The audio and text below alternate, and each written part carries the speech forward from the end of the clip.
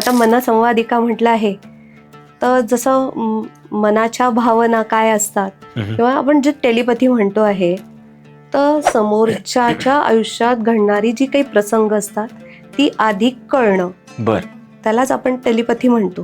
म्हटलं सगळ्यात पहिले तर तू हे जे शिकते आहे हे सगळ्यात पहिले थांबव.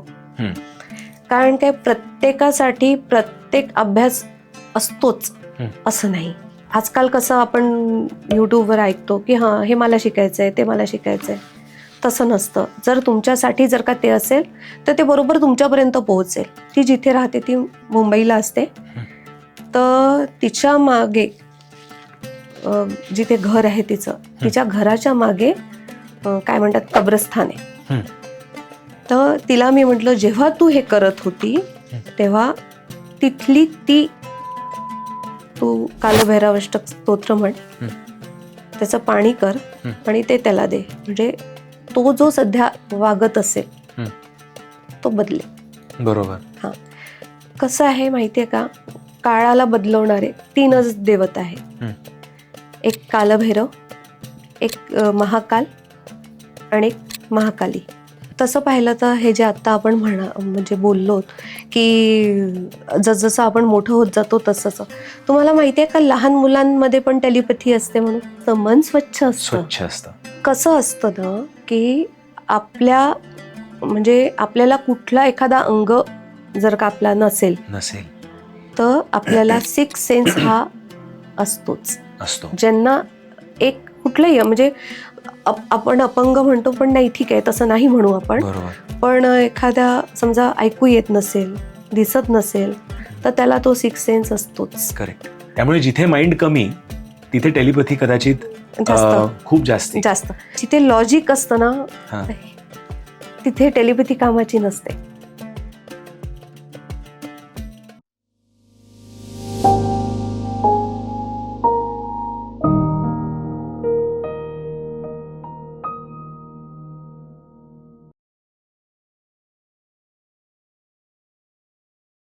हाय, हॅलो, नमस्कार, वेलकम बॅक टू इनोटॉक्स. तुमच्यासोबत असं कधी झालंय का की एखादी फोनची रिंग वाजली आणि फोनची रिंग वाजताच आपल्याला समजलं की समोरून कोणी फोन केलाय? किंवा असं कधी झालंय का की एखाद्या रस्त्यावरनं तुम्हाला जावंसं नाही वाटत आहे आणि नंतर तुम्हाला कळलंय की त्या रस्त्यावरती काही अतिशय वाईट घटना घडलेली आहे? किंवा असं कधी झालंय का की एखादी घरातली व्यक्ती शहर सोडून दुसऱ्या शहराला निघाली आहे गाडीनी किंवा ट्रेननी किंवा रस्त्यानी, आणि तुम्हाला त्यांना सांगावंसं वाटतंय की आज थांब. अनेक वेळा अशा जेव्हा खुणा आपल्या मनामध्ये येतात आणि अशा गोष्टी जेव्हा मनामध्ये किंवा आपलंच मन आपल्याला सांगत असतं, त्यावेळेला आपण त्या गोष्टींकडे कधी कधी लक्ष देत नाही. पण समजा या गोष्टी कोइन्सिडन्स नसून, निव्वळ कोइन्सिडन्स नसून, ही एक घडणारी गोष्ट कोणीतरी तुम्हाला आधीच सांगितली आहे, असं होत असेल तर? या विषयाला कदाचित इनोटॉक्सवरती आम्ही पूर्वी टेलिपॅथी या नावाने 2 एपिसोड्स थ्रू तुमच्यापर्यंत आणलेलं आहे. आज इनोटॉक्सच्या या स्टुडिओमध्ये आमच्यासोबत आरती वडोदकर मॅडम आहेत. आरती वडोदकर मॅडमना हा एपिसोड शूट करण्या अगोदर मी त्यांना विचारलं की तुमची ओळख मी कशी करून देऊ इनोटॉक्सच्या आमच्या गेस्टसाठी. तो उत्स्फूर्त स्टुडिओमधनं एक शब्द आला आणि तो शब्द म्हणजे मनसंवादिका असा होता. आणि मनसंवादिका आणि टेलिपॅथी आणि मी आत्तापर्यंत जे बोललो हे किती छान जुळतंय ना. त्यामुळे मॅडमची ओळख आज करून देण्याची गरजच नाही. आरती मॅडम, वेलकम टू इनोटॉक्स. हॅलो, हाय. कसं वाटतंय तुम्हाला आज? मस्त, छान. कशाबद्दल आपण गप्पा मारूयात आज? आता मनसंवादिका म्हटलं आहे, तर जसं मनाच्या भावना काय असतात किंवा आपण जे टेलिपॅथी म्हणतो आहे, तर समोरच्याच्या आयुष्यात घडणारी जी काही प्रसंग असतात ती आधी कळणं, त्यालाच आपण टेलिपॅथी म्हणतो. टेलिपॅथीचा अर्थ असा की जसा हा टेलिपॅथी हा शब्द, हा टेली हा ग्रीक शब्द आहे है ना. टेली म्हणजे दूर, दूरच्या संवेदना, दूरच्या गोष्टी आपल्याला ज्या आपले पंचेंद्रिय आहे या मार्गाने कळणं म्हणजे टेलिपॅथी है ना. तर आपण तसं म्हणू शकतो. बरोबर. तर मनसंवादिका जर का म्हटलेलं आहे तर याच्यात असं की समोरच्याच्या मनात काय सुरू आहे, की समोरच्याच्या आयुष्यात कुठले काय घडणारे प्रसंग आहेत हे आधीच कळतात. हम्म. पण मग टेलिपथीचा वापर हम्म. मी आतापर्यंत ऐकलं होतं की ॲनिमल कम्युनिकेशन मध्ये करता येतो, हो. प्राण्यांशी हो. कनेक्ट हो. करता येतं, आणि तो एक अनुभव आम्ही घेतला होता हो. मंजिरी लाटेंच्या टेलिपथीच्या एपिसोडमध्ये. हम्म. किंवा आपण निर्जीव वस्तूंशी सुद्धा हो, कनेक्ट करू होतं. शकतो. तसं तुम्ही टेलिपथीचा वापर कसा करता? कारण की मला मनसंवादिका याच्यावरनं असं वाटलं हां. की तुम्ही माणसांच्या हो. मनातलं जाणू शकता. जाणू शकते. बरोबर आहे. नुसतं माणसांच्याच नाही तर मी प्राण्यांच्या म्हणजे आपण म्हणतो ना ॲनिमल, लँड, हाऊस हम्म. आणि एक ह्युमन, ओके. अशा सगळ्यांच्या याच्यातलं जाणू शकते. बर. पण आतापर्यंतच्या अशा काही घटना होत्या की त्या फक्त माणसांच्या संदर्भातल्या खूप जास्त माझ्या सोबत झालेल्या आहेत. अशा. ओके. मग ह्याचा वापर तुम्ही तुमच्याकडे येणाऱ्या लोकांचा हो. भौतिक सुख किंवा भौतिक जे इश्यूज असतात, हो. भौतिक हो. प्रॉब्लेम्स हो. असतात, त्याच्यासाठी त्यात सॉल्व्ह केलंच. करायला तुम्ही हो, वापरता. बरोबर आहे. थोडंसं हिस्ट्रीमध्ये समजा आपण गेलो हां. तर मला असं जाणून घ्यायचंय की तुम्हाला कधी समजलं तुमच्या वैयक्तिक आयुष्यामध्ये किंवा अशी काही घटना घडली का की तुम्हाला समजलं की टेलिपथी हे नाव तुम्हाला समजण्याच्या नाही आधी नाही. सुद्धा हो हो. की म्हणजे हे होतंय, होत आहे. हे कधी म्हणजे हे समजलं? जे इंट्युशन, आता सगळ्यात पहिले माझं असं मत आहे की या ज्या संवेदना असतात, असं मला वाटतं की जी नवसाची बाळं असतात ना त्यांना या संवेदना लवकर येतात. बर. इंट्युशन होणं किंवा ओके. सिक्स सेन्स, जसा आपण प्राण्यांना असतो तसा माणसांना पण सिक्स सेन्स असतो. लेडीजला तर असतो, बर. पण सगळ्या बाकीच्या सर्व माणसांना असं मला वाटतं की नवसाच्या बाळांना असावं. तर मी स्वतः नवसाची आहे. त्यामुळे असं मला वाटतं की मला त्या वयाच्या 14व्या-15व्या वर्षी आल्यात. ॲक्च्युअल असं झालं होतं की माझे वडील स्वतः खूप मोठे ज्योतिषतज्ञ होते. त्यांचा ग्रुप होता. एक हस्तरेषा तज्ज्ञ होते, एक स्वप्नांची अर्थ सांगायचे, एक फेस रीडर होते आणि एक जनरल काय म्हणतात व्यक्ती पाहून फक्त सांगायचे. असा त्यांचा तो लहानपणी मी त्या ग्रुपमध्ये त्यांच्यासोबत बसायची आणि तेव्हा मला हळूहळू आवड निर्माण झाली की अरे हो वा, वडील बोलतात आहे, सगळे हे करतात, हे एक्झॅक्ट आहे काय हे जाणून घेण्यासाठी मी त्यांच्या ग्रुपमध्ये बसायचे. आणि बसता बसता अशीच मी वडिलांना विचारलं की बाबा मला पण हे सगळं शिकायचं आहे. तर बाबा म्हणे असं एकदम नाही होत म्हणे. पण म्हटलं नाही, मग पण मला शिकायचं आहे. त्यामुळे ठीक आहे, तुला काय शिकायचं आहे? तर आमच्या म्हणजे बाबांच्या मित्रांमध्ये एक काका जे हस्तरेषा पाहायचे, म्हटलं मला हे शिकायचं आहे. तेव्हा एवढी कळतही नव्हतं किंवा काय होतं आपल्या लहानपणी, म्हणजे तेवढी अक्कलही नसते आपल्याला की याला काय एक्झॅक्ट काय म्हणतात काय नाही हे काही कळत नसतं. बस मला हे शिकायचं आहे. तर बाबा म्हणे ठीक आहे, तू शिक म्हणे. तर मी त्यांच्यासोबत बसायची आणि त्यांच्याकडनं ते सगळं हस्तरेषा तेव्हा त्या मी शिकली. तर असं हळूहळू माझ्यामध्ये आवड निर्माण झाली आणि या गोष्टी आधीपासून जे इंट्युशन्स असतात ती अशी लक्षात आली की जेव्हा मी आईसोबत कुठे बाहेर जायचे तेव्हा एखाद्या घरात गेल्यावर मला करमायचं नाही. मी आईला म्हणायचे की आई आपण इथे नाही राहू, आपण इथून जाऊ. आई म्हणायची अगं काय 10 मिनिटात आहे, आपण आलो आहे फ्रेंड्सकडे, तर आपण काय थोड्या वेळ थांबूया, बोलूया. पण नाही, मला तिथे करमायचंच नाही. असं वाटायचं की मी तिथून केव्हा निघते आणि केव्हा मी घरी जाते. खूप अनइझी व्हायचं. तर हा जो मला जेव्हा मी हा सगळा अभ्यास केला तेव्हा लक्षात आलं की अरे हे जे सगळे इंट्युशन्स होते किंवा ह्या ज्या गोष्टी होत्या ज्या म्हणजे माझ्या मनाला समजत होत्या की नाही हे बरोबर नाही, म्हणजे हा एक टेलिपथीचाच एक भाग आहे. बरोबर. संवेदनाच आहे मनातला समजणाऱ्या. बरोबर. पण एखादा असंही म्हणू शकेल ना की हा टेलिपथी नसून एक कोइन्सिडन्स आहे, किंवा असं म्हणू शकतील की आपण एखाद्या ठिकाणी गेलो की तिकडची ओव्हरऑल एनर्जी आपण सेन्स करतो आणि म्हणतो की ही एनर्जी अशी काही डाऊन आहे किंवा ही बरोबर वाटत नाहीये. तर मग ही टेलिपथी सगळ्यांमध्येच असते का, हो, बऱ्याच लोकांना असते, बऱ्याच लोकांना कळते. ओके. जे माझं असं मत आहे की जे मनाने शुद्ध आहेत, स्वच्छ आहेत, त्यांना या गोष्टी लवकर कळतात, किंवा ज्यांची गुरूंवर देवावर श्रद्धा आहे त्यांना या गोष्टी लवकर कळतात. पण जेव्हा हे तुम्हाला समजायला लागलं की तुम्हाला कदाचित म्हणजे एखाद्या जागेबद्दल, एखाद्या व्यक्तीबद्दल, एखाद्या व्यक्तीच्या म्हणजे हस्तरेषा तुम्ही बघायच्या किंवा हस्तरेषा आजही बघत असाल, तर हस्तरेषा बघता बघताच तुम्हाला समजते की त्या व्यक्तीच्या जीवनामध्ये काय टप्पे येणार आहेत किंवा काय गोष्टी घडणार आहेत. तर हे समजल्यावर तुम्ही कधी त्या गोष्टीला रेझिस्ट केलं का, की बाबा हे असं कसं काय समजताय, फॉर एक्झाम्पल? नाही, म्हणजे मी तुला अशी एक घटना सांगेल लहानपणीचीच.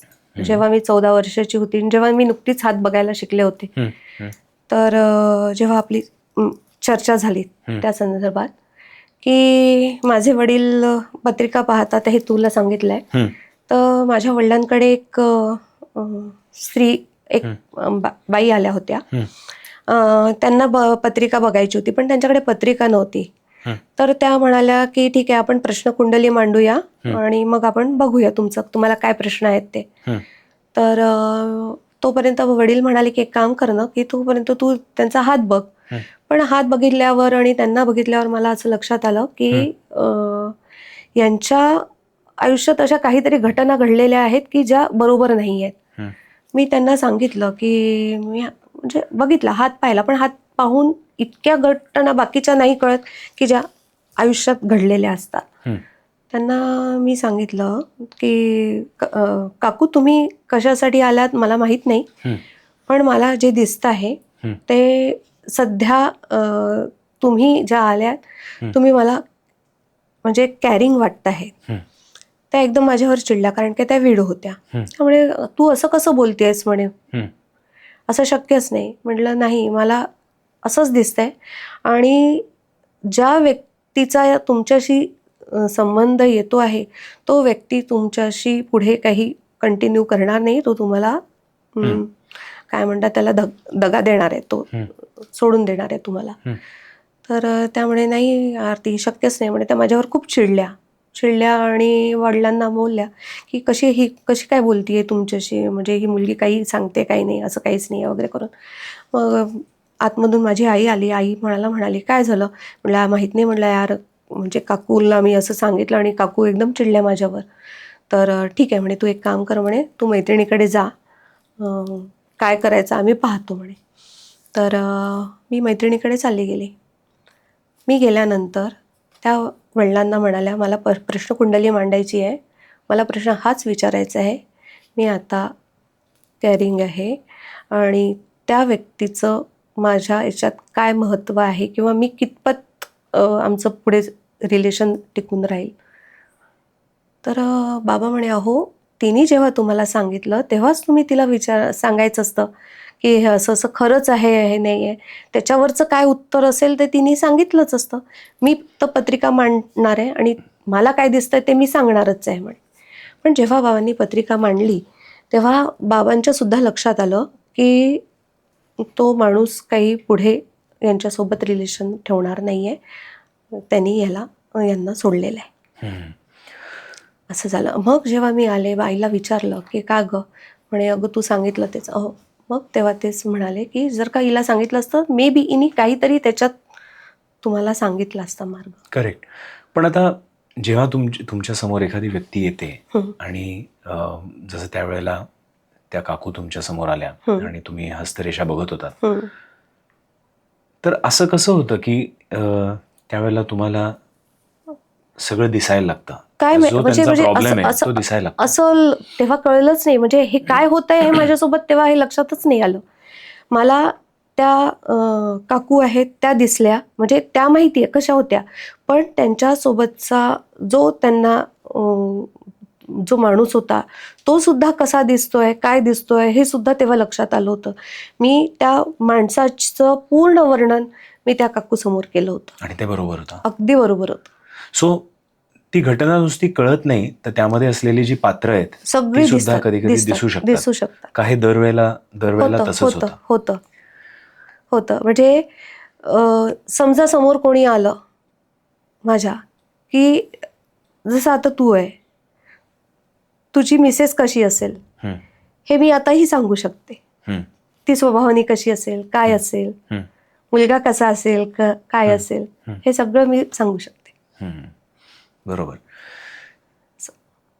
टेलिपॅथी हा विषय हा जरी टेलिपॅथी त्याला आपण आता म्हणत असू तरी सुद्धा खूप पूर्वापारापासून जेव्हा आपले ऋषीमुनी होते तेव्हापासून त्यावेळापासून टेलिपॅथी तेव्हा त्याला काय म्हणायचे, काय शब्द होता मला माहित नाही, पण असं अनेक स्क्रिप्चर्स मध्ये सुद्धा असं दिसतंय की हिमालयामध्ये असलेला साधू त्याला माहित असतं की त्याच्याकडे आज 2-3 जण येणार आहेत, किंवा नर्मदा परिक्रमा करणाऱ्यांना सुद्धा याचा अनुभव येतो किंवा अनुभूती येते, किंवा नर्मदा परिक्रमा करताना त्या साधूला माहित असतं की आज आपल्याकडे लोक येणार आहेत, किंवा तिथे लोक आल्यावरती बाकीची सामग्री कशी गोळा करायची आणि कसं जेवण वगैरे बनवायचं हे पण तिथे ते नॉलेज ऑलरेडी असतं. मी त्याला आपण कदाचित सिद्धी म्हणतो, पण जितकं जास्ती मी तुमच्याशी बोलतोय त्याच्यावरनं असं लक्षात येते की टेलिपॅथी ही कदाचित आपल्या प्रत्येकामध्ये आहे.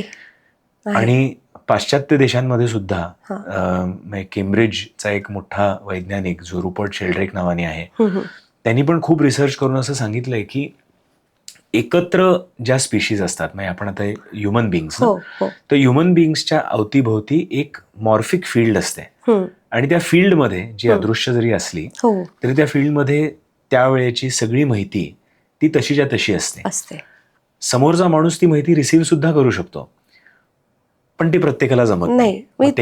नाही, ते तुला सांगितलं ना की जो मनाने स्वच्छ असतो त्याला ती लवकर हे होते, किंवा जो गुरु भक्तीकडे गेलेला असतो, जो भगवंताच्या चरणी लीन झालेला असतो त्याला ती लवकर होते. मनावरचं कसं झालंय माहितीये का, आपल्या मनावर जेव्हा आपण समाजात राहतो तर इतर घटनांचा आपल्या मनांवर विचार, म्हणजे विचारांवर पगडा असतो, है ना. बरोबर. सगळ्या निगेटिव्हिटीज असतात. आज कुठे ऍक्सिडेंट होतात आहे, कुठे चोरी होतीये, कुठे दरोडे होतात आहे, सगळ्या या घटना घडत असतात, आणि माणूस काही गोष्टी राजकारणाच्याही असतात, अशा सगळ्या गोष्टींच्या विचारांचा पगडा पूर्ण माणसांवर असतो. तो चष्मा घालूनच आपण सगळं बघत असतो, जग आपण पाहतो. त्यामुळे आपल्याला केव्हा या गोष्टीची अनुभूती होते, जेव्हा आपण मंदिरात जातो, है ना, जेव्हा एखाद्या आश्रमात जातो, जेव्हा आपण एखाद्या अशा समजा हिमालयात म्हटलं तर जिथे खूप शांतता आहे, निसर्गाच्या सानिध्यात जेव्हा जातो तेव्हा या गोष्टींची अनुभूती होते की अरे हो, आपल्या मनामध्ये सुद्धा अशा काही संवेदना आहेत की ज्या आपण ओळखू शकतो. बरोबर.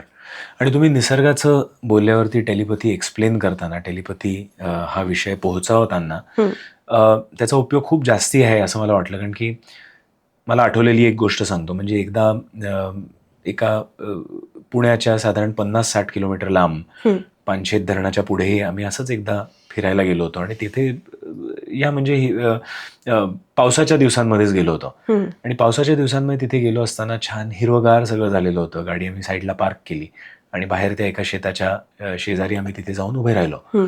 आसपास गाड्यांचा कुठलाच आवाज नव्हता, त्यामुळे प्रचंड शांतता तिथे होती, आणि त्या पूर्णपणे शांत सराउंडिंग्समध्ये, म्हणजे जिथे गाडीचा गोंगाट नाही, जिथे माणसं नाहीत तिथे, किंवा जिथे दुकानं नाहीत, काही नाहीत, तिथे असं जाणवलं की आपल्या मनातला आवाज हा त्या बाहेरच्या आवाजापेक्षा जास्ती लाऊड होतो. पण त्याच्यातनं असं जाणवलं की मनातला आवाज इतका लाऊड असेल तर आपण कायम जगामध्ये वावरताना आपल्या माइंडमध्ये, आपल्या मनामध्ये इतके विचार सतत चालू असतात, तर कदाचित त्यामुळे जो तो अंतर्मनातला आवाज आपण ज्याला म्हणतो, किंवा ज्याला सुद्धा टेलिपॅथीमध्ये त्याचा वापर होतो, तो अंतर्मनातला आवाज इतक्या सटल लेवलला असतो की तो आपल्याला सांगूच शकत नाही. म्हणून काय करायचं, तो बोलत असतो पण तो सांगू शकत नाही. कसं असतं, आपल्या हातात असतं की हा जो बाहेरचा जो विचार आहे, जो आवाज आहे प्रचंड, तो आपल्यापर्यंत पोहोचू द्यायचा की नाही हे आपल्या हातात असतं. जर आपणच प्रत्येक ठिकाणी ब्रेक लावून घेतला तर तो आवाज आपल्यापर्यंत येणारच नाही. बरोबर.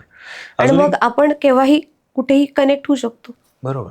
अजून एक गोष्ट मला इतकी छान वाटली की तुम्ही टेलिपॅथिक कम्युनिकेटर आहात, म्हणजे तुम्ही मनसंवादिक आहात, पण तुम्ही टेलिपॅथी शिकवत नाही, असं का बरं? नाही, शिकवत नाही असं नाहीये. आता विचार करते की शिकवावं, म्हणजे ओके, असं. ते सुद्धा तुम्ही शिकवू हो शकता. हो, शिकवू शकते. ओके. अजून एखादी केस अशी सांगा ना की ज्याच्यावर ना लोकांपर्यंत टेलिपथीचा हा विचार अगदी घट्ट पोचेल की असं खरंच असतं आणि असतं. आपला अंतर्मनातला आवाज आपल्याशी बोलत असतो. अशी एक केस सांगते. म्हणजे काही महिन्यांपूर्वी आली माझ्याकडे. अशी की एक क्लायंट आहे माझी. तिचा फोन आला मला, म्हणजे तिच्या सासूचा फोन आला मला की माझी सून आलेली आहे, फार डिस्टर्ब आहे, तिला तुमच्याशी बोलायचं आहे. तर म्हटलं ठीक आहे. ती काही सांगणार होती मला की तिला काय त्रास होतो. म्हटलं नको, मला काही सांगू नकोस तू, तिला काय त्रास होतो ते मी बघून घेईल. तर मग त्यांच्याकडे गेले मी. तिला बघितल्यावर माझ्या लक्षात आलं की तिच्यावर बॅड एंटिटीजचा परिणाम झालेला आहे. असा की तिला सुचत नव्हतं. तिने सगळ्यांना घरात सांगितलं की मला काहीतरी होतं आहे, घरात स्पर्श जाणवतो आहे, मी घरात राहते आहे तर असा कोणीतरी येऊन मला धक्का देत आहे असं मला जाणवतं आहे. पण मी घरात सांगते पण कोणाला विश्वास नाही बसत. म्हटलं नाही, ही गोष्ट खरी आहे. तुला पण जे मग तिने होतंय. जेव्हा ते सांगितलं हां. तेव्हा तुम्हाला काय सेन्स झालं, म्हणजे काय दिसलं नाही, ॲक्च्युअल किंवा जेव्हा काय तिला ऐकू आलं? ऐकू नाही आलं मला. असं लक्षात आलं तिच्याकडे पाहून की जेव्हा ती आकाशिक रेकॉर्डिंग शिकत होती, ती कोणाचं तरी रेकॉर्डिंग म्हणजे हे करताना, रेकॉर्डिंग करताना त्या ज्या समोरच्या होत्या त्यांच्या याच्यावर त्या निगेटिव्ह, म्हणजे ती बॅड एंटिटीज होती, ती हिच्या याच्यावर हवी झाली. आणि याचा त्रास ती घरी एकटीच असते, तिला घरात एकटीला जाणवायला लागला की नाही असं. मला ती घरात असते, घरात असणं तिचं आणि तिला ते जाणवणं, हे माझं ते लक्षात आलं की ही कुठे उभी असेल आणि हिला कुठून ती मागे टच करून गेली असेल. मी तिला सांगितलं की तू असं असं. तर ती म्हणे हो म्हणे.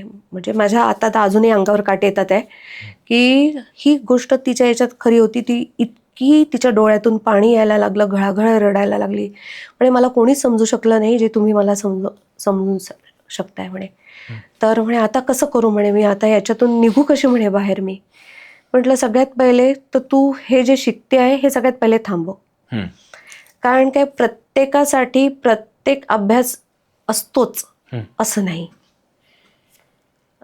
की आजकाल कसं आपण यूट्यूबवर ऐकतो की हां हे मला शिकायचं आहे, ते मला शिकायचं आहे.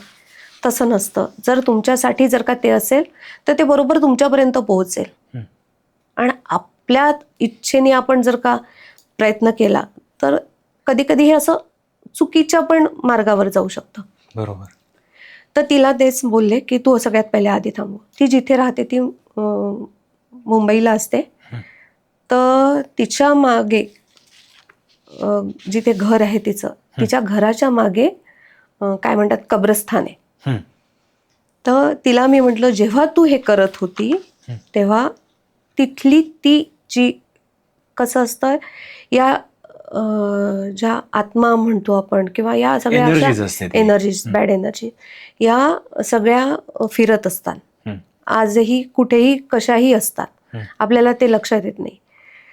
पण जो मनाने थोडासा कच्चा असतो त्याच्यावर त्या लवकर हावी होतात असं मला वाटतं. तर ते मे बी तिचा तो जो एक मधला पिरियड असेल त्या मधल्या पिरियडमध्ये तिच्यावर परिणाम झाला असेल त्या गोष्टीचा.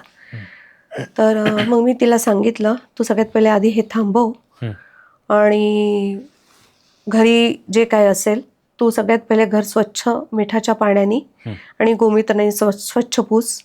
घरात धूप लाव, याचा आपल्या काय म्हणतात शुभ आणि सगळं त्या मिक्स करून धूप सगळ्या चारी कोपऱ्यात फिरव. आणि चारी कोपऱ्यात फिरवताना हनुमान चालिसा म्हण. आणि अमावास्येच्या दिवशी तू दारावर कोहळं बांध, असं मी तिला सांगितलं. ती म्हणे हा ठीक आहे. उपाय सुद्धा जो येतो हो, तो उपाय सुद्धा direct आपसुकच येतो. आपसुकच येतो. ओके. म्हणजे ते वाचून किंवा कुठे वाचून नाही. बघून उपाय दिलेला तो असं नाही, नसतो. असं नसतो. म्हणजे तो प्रत्येक तेव्हाच येतो. जणासाठी आलेला उपाय सुद्धा वेगवेगळा असू शकतो. तिच्यासाठी मला तो आला. तर तिला ते सांगितलं. ती म्हणे ठीक आहे म्हणे, मी अमावस्येला बांधते. अमावस्येला बांधायला गेली. ती काहीतरी 6व्या मजल्यावर की 7व्या मजल्यावर, ते मला एक्झॅक्ट माहीत नाही. पण तिने ते बांधलं. बांधताना ते कोहळं सगळ्यात ग्राउंड फ्लोअरपर्यंत पडलं. कसं पडलं, काय पडलं, ती म्हणे मला माहीतच नाही. म्हटलं ह्याच गोष्टी असतात की ज्या तुझ्यापर्यंत आहे आणि हे तुला त्रास देतात. तर तू सगळ्यात पहिले ते आधी बंद कर आणि पुन्हा ते बांध. आता ती सगळ्या ह्याच्यातून निघाली आहे. आता ती खूप बरी आहे. बरोबर. म्हणजे याच्यामधनं 2-3 गोष्टी अशा झाल्या की भूतबाधा हा खरा मोठा शब्द होईल किंवा एंटिटीज ज्याला तुम्ही म्हणलात तो कदाचित तसाच ही गोष्ट होती, किस्सा होता. पण ह्या केसमध्ये झालं होतं, ती व्यक्ती आकाशिक रेकॉर्ड शिकायचा प्रयत्न करत होती आणि ते करता करता सडनली त्या एंटिटीनी तिच्यावर हावी झाली. तर कदाचित काही गोष्टी अशा असतात ज्या स्वतःहून जाऊन शिकू नयेत. कधी कधी किंवा त्या गुरुमुखीच यायला पाहिजेत. बरोबर. किंवा गुरुनी सांगितल्या पाहिजेत म्हणून तुम्ही त्या शिकल्या पाहिजे. नाही तर न शिकल्या तरी त्याच्याने काही फरक पडत नाही. ते एक झालं. आणि दुसरं असं समजलं की मंत्रांमधली ताकद सुद्धा, म्हणजे जसं हनुमान चालीसा असो किंवा काळभैरवाचा अष्टक असो किंवा अजून काही मंत्र असतील, त्या मंत्रांमध्ये सुद्धा प्रचंड ताकद असते. जेणेकरून ते जणू काही कवच म्हणूनच त्याचा उपयोग करता येतो. आणि तिसरं असंही समजलं की तुमच्याकडे येणारी व्यक्ती जेव्हा अशा काही प्रॉब्लेम्सनी येते, ते तुम्हाला समजतं, ते तिथं आता आपण बघितलंच. पण त्या व्यक्तीपर्यंत पोहोचवण्याचा जो उपाय आहे तो पण ती दैवी शक्तीच देते. तीच सांगते. बरोबर. की हिच्यासाठी म्हणजे प्रत्येकासाठी वेगवेगळे उपाय असतात. असं काही मी ठरवत नाही. बरोबर. की हिला हे असं सांगायचं किंवा तिला तसं सांगायचं, असं काही. अजून एखादी केस सांगा ना जिथे तुम्ही असा उपाय दिला होता पण तो उपाय अगदीच वेगळा होता. उपाय म्हणजे आता अजून एक अशी केस आहे जिथे त्या जी काय म्हणतात, तिचीच नणंद माझ्याकडे आली होती. म्हणजे तिची पण मी केस केली. ती पण खूप प्रचंड घरातल्या ताणांना वैतागलेली होती. फक्त आली ती माझ्याकडे. म्हणे सांगा म्हणे मला, मी काय. म्हटलं तुझा प्रश्न काय आधी मला सांग. कारण की कसं असतं, मी सगळं सांगण्यापेक्षा तुमचा काय प्रॉब्लेम आहे हे तुम्ही आधी मला सांगा. तो प्रॉब्लेम मी आधी तुमचा सॉल्व्ह करील. त्याच्यानंतर मग काय मला सुचतं किंवा काय माझ्या लक्षात येतं हे मी नंतर बघेन. तर ती म्हणाली काहीच नाही म्हणे. तिने आधी मला नोकरीचं हे केलं, विचारलं की नोकरीच्या संदर्भात विचार. म्हटलं ठीक आहे, म्हटलं तुला लागेल, म्हटलं काही टेन्शन घेऊ नको, तू हे केलेलं आहेस तर अप्लाय केलेलं आहे, तुला मिळून जाईल. पण तिला बघून मला खूप काही घटना तिच्या आयुष्यात घडतात आहे अशा दिसल्या. तिला म्हटलं एक काम कर. म्हणजे तिच्या नवऱ्यासोबत पटत नव्हतं. तर तिच्या ते चेहऱ्यावरनं लक्षात येत होतं. मी तिला सांगितलं तो जो आहे तसाच आहे, म्हटलं त्याच्यात काही बदल होणार नाहीये.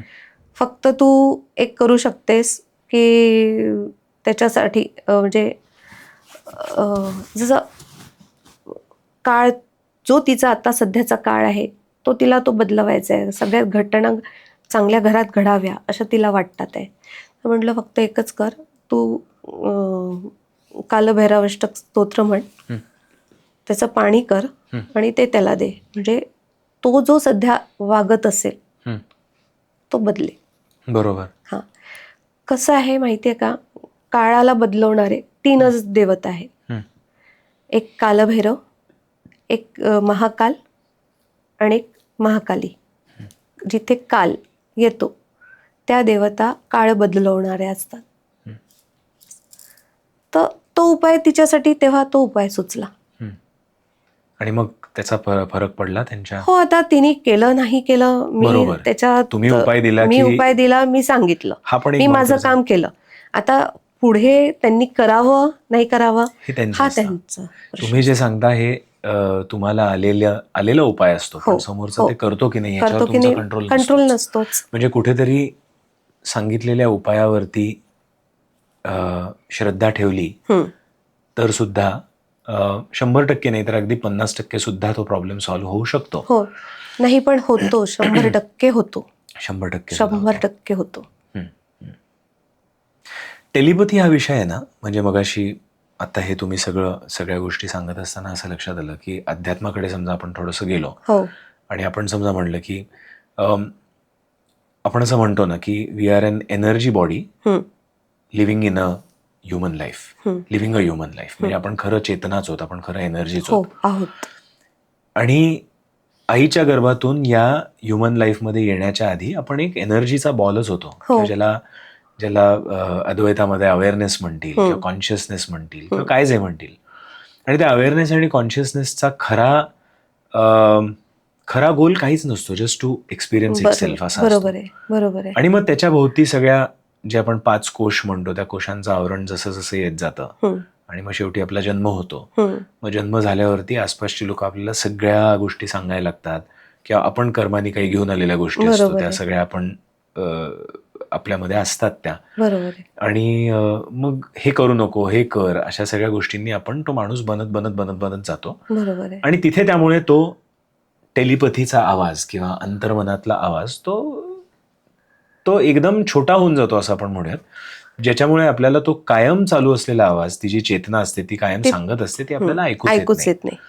तर आत्ता या ठिकाणी हा एपिसोड सुरू असताना मला तुम्हाला असं विचारायचं आहे की समजा आपल्याला दर्शकांना त्यांना सुद्धा टेलिपॅथिकली काही गोष्टी रिसीव्ह व्हाव्यात असे 1-2 एक्सरसाइजेस द्यायचे असतील, एखादा लाईव्ह डेमो द्यायचा असेल, प्रात्यक्षिक द्यायचं असेल, हो देऊया, तर आपण करू शकतो. हो करू शकतो ना. करूया. आता तसं पाहिलं तर हे जे आता आपण म्हणजे बोललो की जसजसं आपण मोठं होत जातो तसंच तुम्हाला माहितीये का लहान मुलांमध्ये पण टेलिपॅथी असते म्हणून.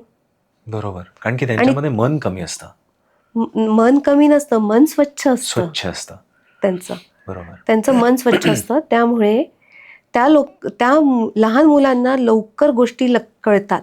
बरोबर. आणि आपल्याला असं वाटतं हा काय बोलतोय, बरोबर है ना, तो एखादी घटना सांगून जातो तुम्हाला, आणि पण तुम्ही लक्ष नाही देत त्यांच्याकडे. तुम्ही म्हणता ते बरोबर आहे. म्हणजे 2-3 अलीकडे झालेल्या घटना अशा होत्या की एक लहान मुलगी होती, साधारण 5वी-6वीतली, आणि तिला गेले 2-3 वर्ष तिचा पूर्वजन्म सुद्धा आठवतोय, किंवा ती कुठे राहायची, तिच्याबरोबर कोण होतं, आणि या जन्मामध्ये असलेले काही पात्र जे वेगळ्या स्वरूपात आलेले ते त्या जन्मामध्ये कोण होतं हे तिला आठवत आहे.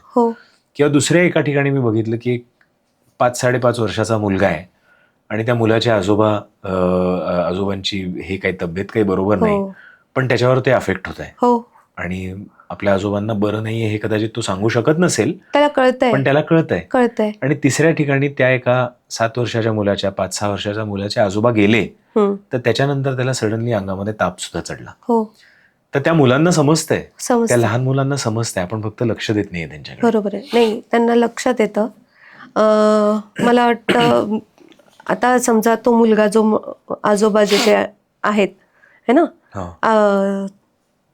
फक्त त्या लहान मुलाला सांग त्याला त्रास होतो आहे त्या गोष्टीचा, आजोबांच्या घरात फार निगेटिव्हिटी आहे त्यांच्या, तर त्या गोष्टीचा खूप त्रास होऊन राहिला आहे त्याला तिथे सध्या तिथे राहायचं नाहीये, तो सतत बाहेर राहत असेल, घराच्या बाहेर असेल तो, तर घरी कोणी जरी असेल तर त्यांना सांगायचं की फक्त याला हनुमान मंदिरात घेऊन जा, हनुमान मंदिरामध्ये घेऊन जा, हनुमानाची ताकद, हनुमानाची म्हणजे दर्शन घडून आणायचं. नाही रोज झालं तर आठवड्यातून एकदा पण घेऊन जायला सांग. बरोबर, कारण काय घरात प्रचंड निगेटिव्हिटी आहे, घर पूर्ण डिस्टर्ब झालेलं आहे त्यांचं. तर तसंच म्हणजे विषय आपण खरं सुरू केला की समजा प्रत्येकाला टेलिपॅथीचा अनुभव घ्यायचा असेल तर आपण त्यांना आत्ता काय सांगू शकू? आपण करू शकतो ना डेमो. करूया? हो करूया. कसं करायचं? शांत आपण श्वासोश्वास घेतो, फक्त आपले जे श्वास असतात ते फक्त आपण छातीपर्यंतच घेतो. आपण श्वास पूर्ण पोटापर्यंत घ्यायचे, असे 5 श्वास घ्यायचे. हो घेऊया. चल.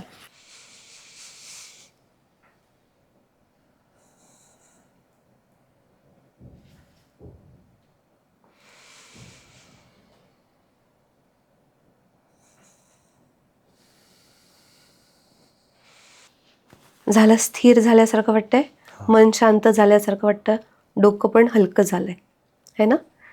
आता आपल्या मनात ज्यांचा विचार येतो आहे, जो कोणी आपल्याला आठवत असेल की आपल्या इच्छा आहे की आपण या व्यक्तीशी बोलावं, जो XYZ असेल, जवळ असेल, लांब असेल, अबोला असेल, त्याचं नाव घ्यायचं आणि त्याच्यापर्यंत आपण ते संदेश पाठवायचे आपले, जे काही असतील. ओके. करा.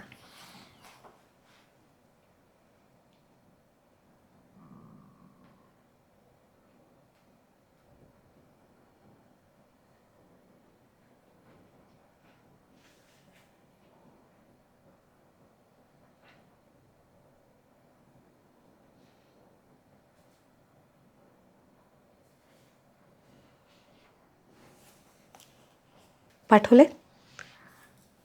24 तासाच्या आत त्या व्यक्तीचा तुम्हाला फोन येईल किंवा ती व्यक्ती येऊन बोलेल. लांब असेल तर फोन येईल किंवा मेसेज येईल किंवा काहीतरी संदेश किंवा काहीतरी संदेश मिळेल तुम्हाला, कोणाच्या तर्फे तरी संदेश मिळेल. मला 24 तासांनी सांगा. नक्की सांगेन. आता हा तर आपण मेसेज पाठवला, हां. संदेश पाठवला, पण संदेश एखादा रिसीव्ह करायचा असेल तर त्याचाही आपण काही डेमो करू शकतो का? रिसिव्ह करायचा असेल तर तो आपोआप लक्षात येतो तुम्हाला. म्हणजे त्याच्यासाठी काही म्हणजे आपण नाही असं हे करू शकत, लक्षात येतो बस. लक्षात येतो. एखादी अजून एक केस घेऊयात. हां. की एखाद्याची हेल्थ समजा ढासळत असेल, हां. तर त्यावेळेला सुद्धा टेलिपॅथी वापरता येते. आता म्हणजे मी अजून एक त्याच्यामध्ये संदर्भ देतो. काही जण कोमात गेलेली असतात, काही जण अबोल असतात, काही ऑटिस्टिक मुलं असतात किंवा काही वेगळाच आजार असतो ज्याच्यामुळे त्यांचे विचार आपल्यापर्यंत पोहोचत नसतात. तर त्यांच्याशी सुद्धा आपण टेलिपॅथीने संवाद साधू शकतो. हो, साधू शकतो. एखादी आहे अशी केस? अशी केस तर माझ्या वडिलांचीच आहे. 2012 मध्ये माझे वडील स्वतः व्हेंटिलेटरवर होते आणि मला जसं कळलं की व्हेंटिलेटरवर आहे हे नव्हतं कळलं, की त्यांना बरं नाही आहे, तू नागपूरला ये असं कळलं. तर टेलिपॅथीचा आणि साधनेचा हा पण एक भाग असतो. आणि भगवंताची काय म्हणतात आपण प्रार्थना, हा पण एक भाग येतो त्याच्यात, टेलिपॅथीच्या संदर्भातच येतो. जसं मला लक्षात आलं की बाबांना ॲडमिट केलेलं आहे, तर माझ्या हे लक्षात आलं की ह्या ज्या घटना आहे ह्या काही सध्या आता ह्या बरोबर नाही आहेत. तर मी फक्त देवाकडे प्रार्थना केली की भगवंता कसंही कर आणि माझ्या बाबांना या याच्यातून बाहेर काढ. तर जेव्हा मी देवाचं करते तेव्हा मला एकच तेव्हा आठवलं की घोर कष्टधोरण स्तोत्र नरसिंह सरस्वतींनी लिहिलेलं आहे. ते नंतर ते प्रचलित केलंय. तर ते स्तोत्र मी 108 वेळा म्हटलं, त्याचा अंगारा घेतला आणि अंगारा घेऊन मी नागपूरला निघाले. मला माहित होतं की बाबांना काही होणार नाही, कारण की याच्यातून ते सगळे व्यवस्थित निघतील. नागपूरला गेल्यावर पाहिलं तर त्यांना व्हेंटिलेटर लागलेलं. बाबा म्हणजे बाबांच्या डोक्यावर हात ठेवला, पुन्हा एकदा ते स्तोत्र म्हटलं आणि मला ते माहित होतं की बाबा याच्यातून निघणार आहेत म्हणून. पण डॉक्टरांच्या मते ते केव्हा निघतील हे माहीत नव्हतं की व्हेंटिलेटर लागलं आहे, किती दिवस लागतील, काय लागतील. तर म्हटलं ते सगळं आपण महाराजांवर सोडूया आणि ते येतील एवढा माझा विश्वास होता. लिटरली बाबा 4थ्या दिवशी व्हेंटिलेटरवरनं बाहेर आले. म्हणजे तुम्हाला रिसीव्ह झालं होतं आधीच? हो, आधीच. तुम्ही ते तुम्हाला रिसीव्ह झालं होतं आणि त्याच्यानंतर तुम्ही प्रार्थनेचा वापर केला. कारण की प्रार्थनेमध्ये ताकद तर प्रचंड असते आणि त्या प्रार्थना केल्यानंतर ते बाहेर सुद्धा त्या प्रसंगातून आलेत. हे सुद्धा एक टेलिपॅथीचंच आहे एक्झाम्पल. पण आता याच्यात अजून एक सांगावंसं वाटतं, समजा एखादा जर का जाणारा असेल की ज्याची वेळ आली आहे की आता तो जातो आहे आणि त्याच्या याच्यात कुठली आपण जरी प्रार्थना असेल किंवा काही याचा उपयोग होणार नसेल, तर ते संदेश तुमच्यापर्यंत पोहोचत पण नाही. बरोबर. का बरं असं होतं पण? कारण की आपण तिथे आपण स्वतःच ब्लॉक होऊन जातो, आपण लॉक होतो तिथे, नाही आपल्यापर्यंत येत. मग त्या व्यक्तीचा तो कार्यकाळ कदाचित समाप्त झालेला असतो. बस त्यामुळे आपल्यापर्यंत ते संदेश येतच नाही. आपल्यापर्यंत संदेशच येत नाही नाही. येत.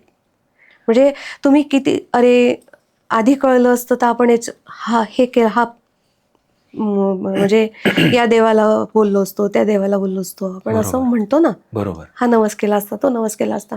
पण नाही, जर का त्याची वेळ आली असेल ना, तर ती त्याची वेळ येतेच. बरोबर. वेळ नसेल आलेली आणि गडनांतर असेल, संकट असेल, तर त्याचे आपल्यापर्यंत संदेश येतात. संकेत येतात. संकेत टेलिपथीने काळ तर बदलता येतच नाही. कर्माने जे बांधलेलं होत ते कर्माने बांधलेले राहणारच. हो, पण फक्त मार्ग सोपा करता येतो. मार्ग सोपा होऊ शकतो असं आपण म्हणूयात. हा झाला आध्यात्मिक भाग. पण पाश्चात्य ह्याच्यामध्ये टेलिपथीचा वापर हा सायंटिस्टनी ऑटिस्टिक मुलांवरती सुद्धा केलेला आहे. हो. आणि ते काई डिकन्स नावाची जी ती वैज्ञानिका आहे, तिचे टेलिपथी टेप्स नावाची युट्यूबवरती खूप मोठी प्रचलित सिरीज आहे. त्या सिरीजमध्ये ती दाखवते की ऑटिस्टिक जी मुलं असतात, ज्यांना आपण असं आपण म्हणतो की दिव्यांगच म्हणलं जातं त्यांना, पण असं समजा म्हणतो की त्यांना बोलता येत नाही, त्यांची IQ ची पातळी कमी असते असं आपण म्हणतो, पण ते त्यांच्या आसपासच्या लोकांशी इतके जास्ती कनेक्टेड असतात. मग त्या सिरीजमध्ये असं दाखवलंय की तो ऑटिस्टिक मुलगा किंवा मुलगी घरी बसलीये, पण त्या मुलाची किंवा मुलीची आई त्या वेळेला काय नेमकं करतेय हे त्या मुलीला रिसीव्ह होत असतं. हा पण टेलिपथीचाच भाग झाला. कसं असतं ना की म्हणजे आपल्याला कुठला एखादा अंग जर का आपला नसेल तर आपल्याला 6 सेन्स हा असतो. ज्यांना एक कुठलंही म्हणजे आपण अपंग म्हणतो, पण नाही, ठीक आहे, तसं नाही म्हणू आपण. पण एखाद्या समजा ऐकू येत नसेल, दिसत नसेल, तर त्याला तो 6 सेन्स असतोच. करेक्ट. आणि येतोच. त्यांना पुढच्या होणाऱ्या गोष्टी आधीच कळतात. कुठेतरी असंही वाटतं ना की आपण म्हणजे आपल्यासारखी लोक ज्यांना सगळे सेन्स असतात, त्याचा आपण टेकन फॉर ग्रांटेड करत असतो. म्हणून आपलं माइंड इतकं बिझी होऊन जातं की आपल्याला हा जो टेलिपथीचा सेन्स आहे, ज्याच्याने खरं तर आयुष्य सुखकर होऊ शकतं, तो आपल्याला त्याच्यावरती आपण विश्वास ठेवत नाही. आपण विश्वास लॉजिकल माइंडवरती जास्ती ठेवतो. बरोबर आहे. किंवा दुसरीकडनं समजा अजून एक एक्झाम्पल घ्यायचं झालं तर आपण म्हणतो की प्राण्यांशी कम्युनिकेट करणं आणि प्राण्यांच्या मनातलं कळणं हे आपल्याला खूप सोपं असतं. आणि प्राणी अगदी सहजतेने बोलून जातात, कारण की प्राण्यांमध्ये सुद्धा ते जे ऍक्टिव्ह माइंड असतं, लॉजिकल माइंड जे माणसाला दिलेलं आहे ते नसतं. त्यांना मी आणि माझा मीपणा नसतो. बरोबर. त्यांना मीपणा कशाचा असतो? फक्त मी आणि माझे बाबा, आपण पालक म्हणूया, ओनर नाही. बरोबर है ना. बरोबर. मालक नाही. बरोबर. पालक. करेक्ट. तर मी आणि माझे बाबा किंवा मी माझी ताई, मी माझी आई. करेक्ट. असंच असतं त्यांचं आयुष्य, तेवढंच असतं. त्यांना बाकी जास्त काहीच नको असतं. ते फक्त विचारांची देवाणघेवाण करत असतात, कारण की कुठलीही घटना घडलेली जी असते ती चांगली का वाईट हे त्यांच्यामध्ये ते माइंडच नसतं. आणि तसंच तिसरं एक्झाम्पल समजा घेतलं तर जो एक आध्यात्मिक गुरु असतो, ज्याला सद्गुरू म्हणतो आपण, तो सद्गुरू पण त्याच पातळीचा असतो की तो तुमच्याबद्दल सगळं जाणत असतो किंवा तो तुमच्यापर्यंत योग्य तो मेसेज पोहोचवू पण शकत असतो, कारण की त्याचं स्वतःचं माइंड हे नसतंच, कारण की त्यांनी साधना करून स्वतःला त्या युनिव्हर्सल कॉन्शियसनेसशी एकरूप केलेलं असतं. बरोबर आहे. त्यामुळे जिथे माइंड कमी तिथे टेलिपथी कदाचित खूप जास्त. म्हणजे जिथे लॉजिक असतं ना तिथे टेलिपथी कामाची नसते. म्हणून असं कधी कधी विचार येतो की म्हणजे अत्यंत सॅडनेसमध्ये समजा तुम्ही असाल, खूप ग्रीफ असेल, खूप दुःख असेल मनामध्ये, किंवा अत्यंत प्रेशर खाली असाल की जिथे दुसरं काही विचार करण्याची जागाच नाहीये, तर त्या स्टेटमध्ये सुद्धा जी मेंटल क्लॅरिटी आपली सगळे सेन्स असणाऱ्या लोकांमध्ये असते ना, ती क्लॅरिटी कदाचित सर्वात जास्ती असते. आणि त्या क्लॅरिटीमध्ये कदाचित टेलिपथीचा सेन्स आपला त्या काही क्षणांसाठी ऍक्टिव्ह असू शकतो. असं मला म्हणायचं, कारण की अच्छा. तेव्हा माइंडच नसतं. नाही, जेव्हा आपण खूप दुःखी असतो ना तेव्हा आपण फार विचारांमध्ये असतो. दुःखी का असतो आपण?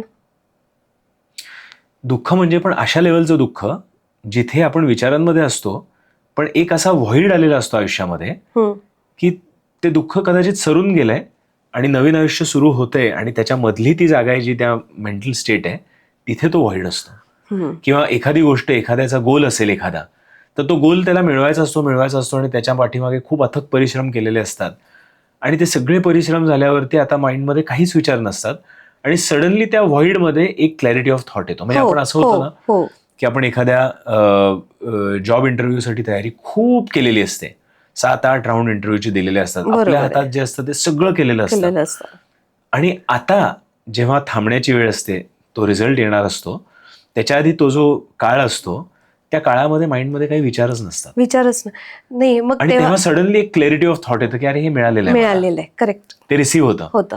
ते पण टेलिपॅथीच झालं ना. हो. बरोबर आहे.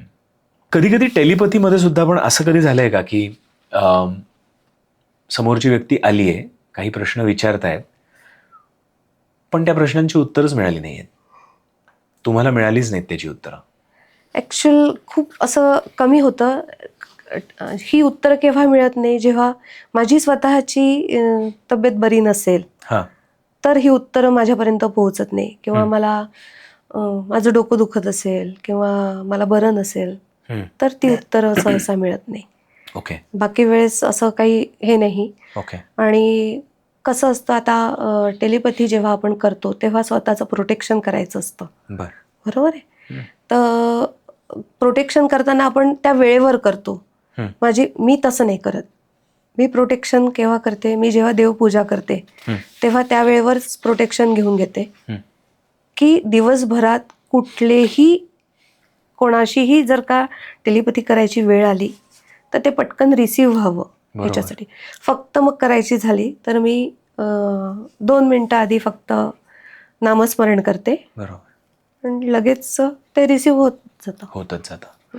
तुम्ही मनसंवादिक आहात म्हणून तुम्ही तर या सगळ्या गोष्टी दैनंदिन जीवनात करतात, पण जसं आपण मगाशी टेलिपॅथीचा एक प्रयोग केला तसा आपल्या दर्शकांना आपल्याला सांगता येईल का की देवपूजा करताना किंवा आपला दिवस सुरू करताना, ऑफिसला जायच्या आधी, कामाला सुरुवात करायच्या आधी, असा काही उपाय करता येईल का की जेणेकरून ते स्वतःच्या भोवती एक प्रोटेक्शन या वेगवेगळ्या एनर्जीज पासून स्वतःचा बचाव करू शकतात?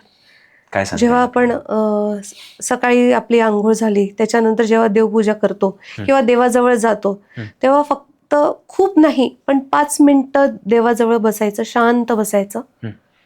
तुम्ही दिवा लावत असाल दिवा लावायचा, किंवा उदबत्ती लावत असाल उदबत्ती लावायची, जे काही तुम्ही करता, आणि डोळे बंद करून फक्त जसं मी तुम्हाला आपण टेलिपॅथी करताना लांब 5 श्वास घेतले तसे श्वास घ्यायचे आणि फक्त नुसतं बसायचं.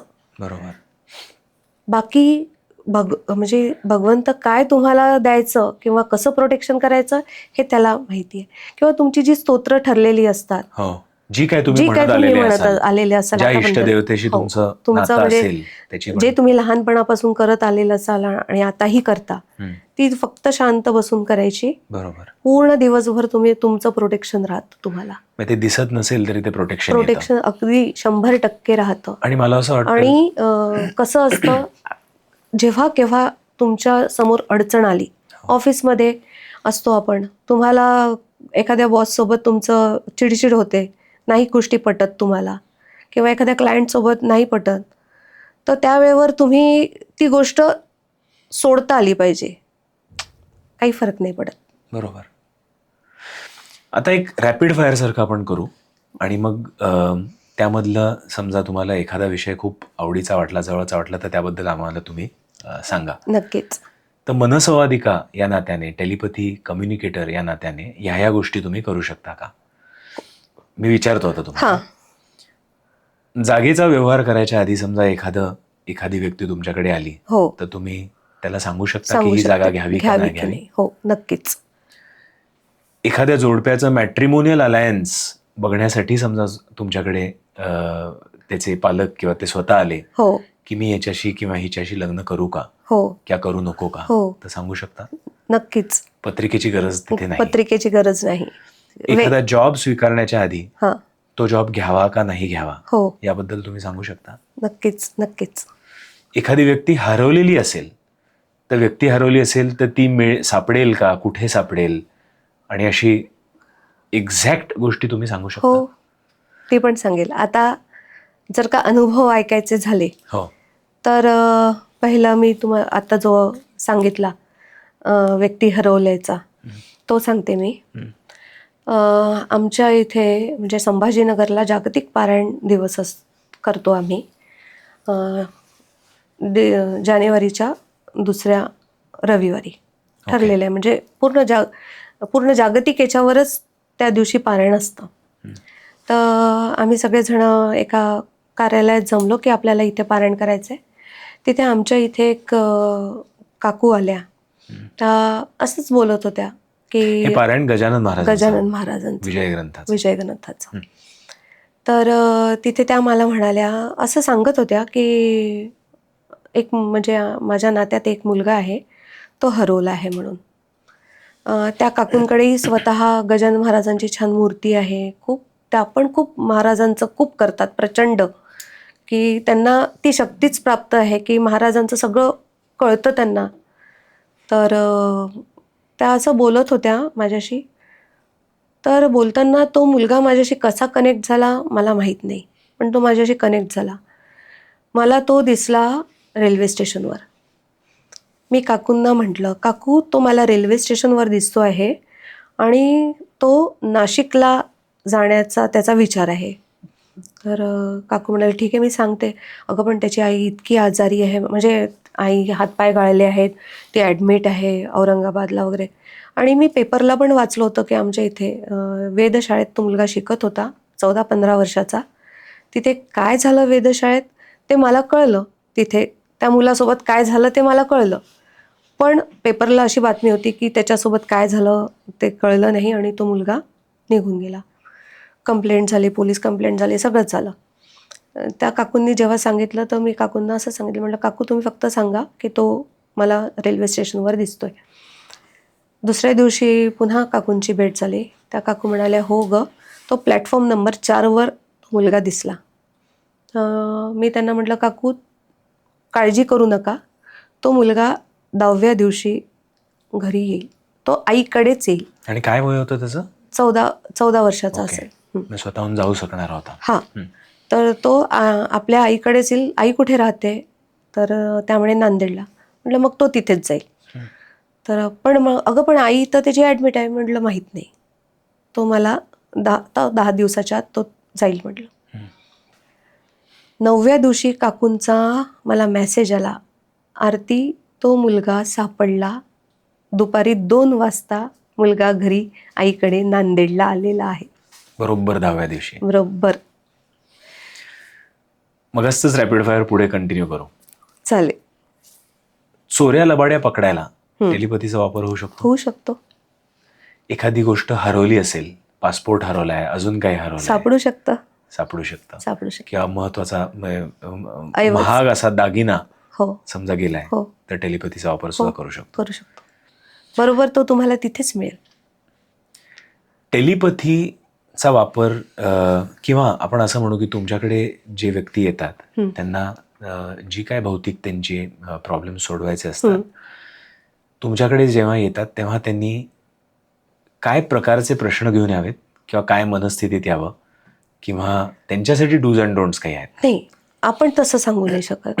कारण की त्यांची मनस्थिती कशी असेल त्यावेळेवर आपण ती नाही सांगू शकत. ते चलबिचलच असणार. आणि म्हणजे त्यांची अगणित प्रश्न असणार ना. पण प्रत्येक प्रश्नांचं उत्तर आपण सांगावंच असं नाहीये. त्यांचं विशिष्ट कुठला प्रश्न असेल तर तो आपण सांगू शकतो. आणि त्यांनी तुमच्या समोरच यायला पाहिजे असं सुद्धा काही? असं सुद्धा नाही. तुम्ही फोटो पण फोनवर बोलून ती व्यक्ती मला कळू शकते कशी आहे, काय आहे, कशी दिसते, काय दिसते, नंतर तिच्या घरातलं कसं आहे, वातावरण कसं आहे, किंवा तुम्ही फोटो पाठवला तरीही कळतं. ओके. टेलिपथीच्या या एपिसोडमध्ये आज भरपूर गोष्टी आपण खरं तर बोललो हम्म, आणि ही चर्चा अजून म्हणजे चालू राहू शकते. बरोबर आहे. पण एपिसोडची मर्यादा आहे, हो, त्यामुळे आपण इथेच थांबूया. चालेल. आमच्या इनोटॉक्सच्या दर्शकांसाठी आम्ही असं करतो की प्रत्येक गेस्ट जो या हॉट सीटवर येतो अच्छा. त्यांना आम्ही सांगतो की एपिसोड संपताना एक असा संदेश आमच्या गेस्ट्सना द्या, जेणेकरून तो संदेश आमचे गेस्ट्स त्या कॉमेंट सेक्शनमध्ये लिहितात. बरं. आणि कॉमेंट सेक्शनमध्ये लिहिल्यावर आम्हाला समजतं की त्यांनी एपिसोड पूर्णपणे बघितलाय आणि हेही समजतं की त्यांना एपिसोड आवडलाय. आवडलाय, बरोबर आहे. तर आज आपण आपल्या गेस्ट्सना काय सांगू शकतो? मनातून येणारे जे संवाद असतात ही फक्त तुमच्यासाठीच असतात. त्यामुळे मनातून येणारी जी हाक आहे ही तुम्ही स्वतः ऐका. टेलिपथीचा आजचा एपिसोड आपण सुरुवात केली त्यावेळेला आपण विचार करत होतो की टेलिपथी ही खरी आहे का, म्हणजे असं काही होऊ शकतं का? आणि ह्या एपिसोडच्या प्रवासामध्ये आपण अशा अनेक केसेस बघितल्या, त्याच्यावरती झालेला रिसर्चसुद्धा ॲटलिस्ट थोडासा ऐकला आणि आपल्याला समजलं की टेलिपथी ही गोष्ट नवीन नसून ही कदाचित पूर्वापार चालत आलेली आहे आणि ही टेलिपथी तुम्हाला सुद्धा होते. मी म्हणलं तसं पुढच्या वेळेला एखादा फोन आला आणि तुम्हाला वाटत असेल की त्या अमुक मित्राचा किंवा मैत्रिणीचा फोन आला आहे, तो कदाचित तोच असेल किंवा कदाचित एखादा मेसेज तुमच्यापर्यंत एखाद्या सद्गुरूने देखील पोचवला असेल, तरी त्याला तुम्ही डबल गेस करू नका की हे असेल का, असं असेल का? किंवा एखाद्या वेळेला तुम्हाला संदेश येत असेल की बाबा रे आज हे काम करू नकोस, तर तो पण संदेश कदाचित तुमच्यासाठी झालेला आहे. आरती मॅडम आत्ता म्हणाल्या ना की मनाची हाक ऐका, हा संदेश तुम्ही कॉमेंट्समध्ये तर लिहाच, पण दैनंदिन जीवनात सुद्धा ती मनाची हाक ऐकत चला. इनोटॉक्सचा हा एपिसोड बघितल्याबद्दल खूप खूप धन्यवाद.